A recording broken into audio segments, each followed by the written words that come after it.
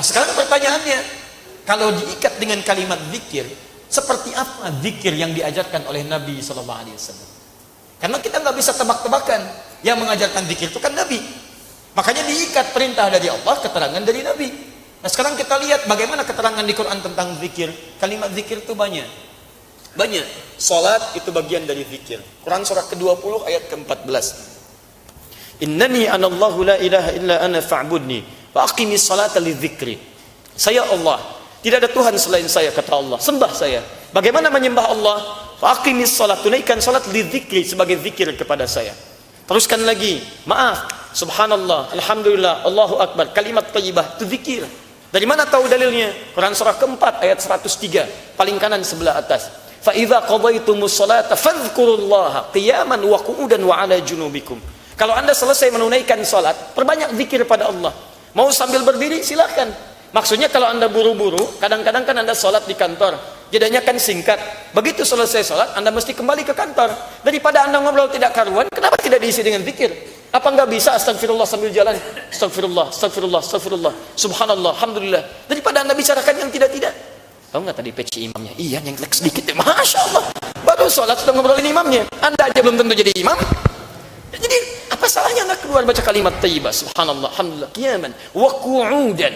Kalau Anda agak santai sedikit sambil duduk, nikmati zikir kepada Allah. Lahap dengan lisan Anda, basahi lisan dan bibir Anda. Astagfirullah, astagfirullah, astagfirullah. Kalau Anda sedang tiduran pun, Ustaz saya nggak bisa duduk, bisa nggak sambil berbaring? Silakan. Wa 'ala junubikum, sambil tiduran. Masya Allah, enak nggak tiduran? Enak, saya juga. Masya Allah, silakan, nggak ada masalah. Yang penting selesai salat ya subhanallah, alhamdulillah, Allahu akbar, astagfirullah, la haula wala quwwata illa billah. Kalimat thayyibat itu zikir. Baca Quran itu zikir, baca Quran. Karena Quran disebut zikir. Quran surah 15 ayat ke-9. Silakan cek teman-teman. Inna nahnu nazzalna dzikra wa inna lahu lahafizun. Inna nahnu nazzalna dzikra. Kami yang turunkan Al-Quran sebagai zikir. Jadi Anda ketika baca Al-Quran Anda sedang zikir. Jangan dikira zikir kalimat thayyibah subhanallah alhamdulillah saja, tidak. Anda baca Quran itu sedang zikir. Bukankah saat baca Quran Anda ingat Allah? Bahkan ada yang dibacakan Quran langsung bertambah keimanannya. Quran surah 8 ayat kedua. Innamal mu'minuna alladzina idza dzukirallahu wajilat qulubuhum. Orang beriman itu disebutkan zikir pada Allah, saya bergetar jiwanya. Wa idza tuliyat 'alaihim ayatu zadatum imana. Apalagi kalau dibacakan ayat-ayat Allah, bertambah keimanannya. Nah, menghafal Quran disebut zikir. Bahkan zikirnya 4 kali lebih hebat daripada membaca. Jadi kalau Anda bawa mushaf begini, dengan yang menghafalkan dibacakan, itu yang menghafal membaca nilainya 4 kali dibandingkan dengan yang baca biasa. Dalilnya Quran surah ke-54 ayat 17, ayat 22, ayat 32, ayat ke-40. 4 kali disebutkan. Walaqad yassarnal Qur'ana lidzikri fahal mim muddakir. Kami telah mudahkan Al-Quran untuk dihafalkan sebagai zikir. Zikir. Jadi ketika Anda menghafal Quran, Anda sedang zikir. Zikir. Berdoa bagian dari zikir. Doa itu zikir.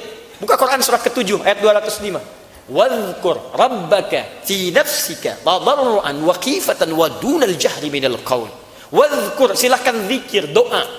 Rabbaka, sebut Rabbmu. Doa, minta. Ketika kita meminta menyebut nama Allah, itu disebut sedang berzikir kepada Allah Subhanahu wa taala. Sebutkan dengan penuh kelembutan. Sebutkan dengan penuh harap, dengan penuh ketawaduan. Sebut nama Rabbmu dalam jiwamu, sebut, minta, minta, minta. Itulah zikir. Zikir bisa doa, bisa baca Al-Quran, bisa salat, bisa kalimat thayyibah dan sebagainya.